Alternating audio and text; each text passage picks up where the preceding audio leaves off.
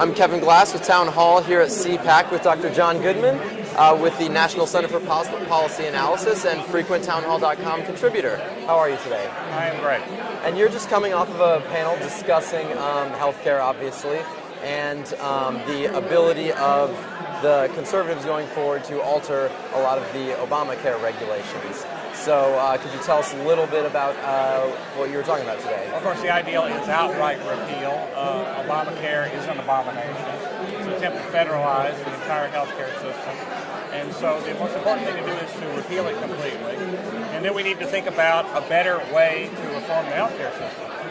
That seems to be the crux of the Democrats' opposition to a lot of what Republicans are saying, is that the Republicans don't have an alternative.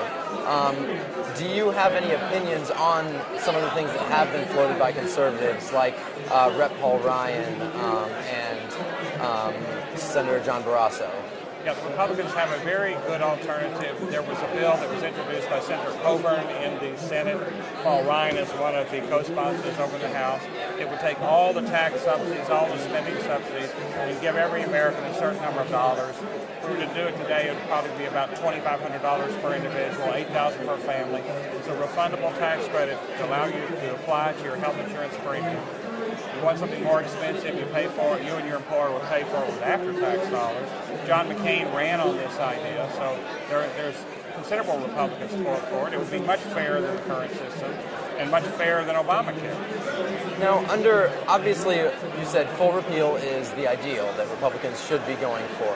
Do you think that that's feasible, considering the popularity of some of Obamacare's provisions, like community rating and guaranteed issue and some of the state-based exchanges? Yes, but see, those have only kicked in for a very small number of people. There's only about 40,000 people that are benefiting from any of that right now. And there are better ways to deal with those problems, including personal portable health insurance. So right now it's illegal for employers to buy insurance for employees that they own and take with them from job to job and then out of the labor market. We need to change that law. And if you have portable insurance, this whole pre-existing condition problem won't arise for most people.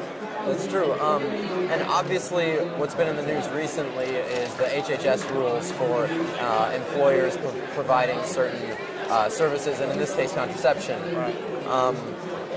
Do you think that, I mean, obviously there are many government mandates already in place on a state level. Do you think that it really is an overreach taking it to the federal level? This is a kind of silly decision to kill Obamacare. You know, people won't remember. You're too young to remember, but Hillary Care suffered from the same kind of problem. Hillary Clinton's staff wanted from the White House to tell every woman in America how often she was going to get a mammogram and how often she was going to get a pap smear. And what she wanted to tell them was different from what their doctors were telling them. Same problem here. You've got people who just want to regulate everybody's lives and tell them what to do, when these are obviously decisions that should be left to individuals in the marketplace. Now, one of the main Republican pushes right now has been to oppose and attempt to repeal the Independent Payment Advisory Board.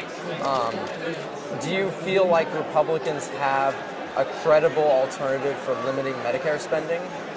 No, I don't think anyone right now has a credible alternative. I think we do at the National Center for Policy Analysis. I'm very happy to share it with anybody who wants it. But neither party has understood the kind of fundamental reform we're really going to need. And you know, young people can understand that you're not going to be able to give them the same benefits that you have previously promised, but you have to give them something in return. They need to be able to save to replace those benefits. And senior citizens, you can tell them, well, okay, we can't provide as much, but then you have to let them do things like go to the minute clinic or walk-in clinic and pay market prices for less expensive, more accessible care. So it can't be just eat your spinach reform, or it will never pass.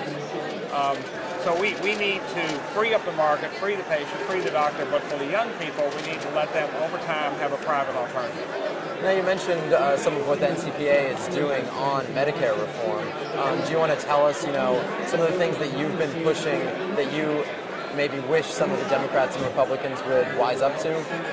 It works very much like what we talked about doing with Social Security. You know, if workers would put aside 4% of their income every year for a whole work life, they could replace Social Security, and the same thing's true of Medicare. And we need to do that because we cannot afford to pay for all that with the next generation of taxpayers. Yes. Well, that has been our conversation here with Dr. Goodman. Thanks a lot for joining us, and I really hope that some of the NCPA's ideas catch on because you guys do great work. Thank you very much. Thank you.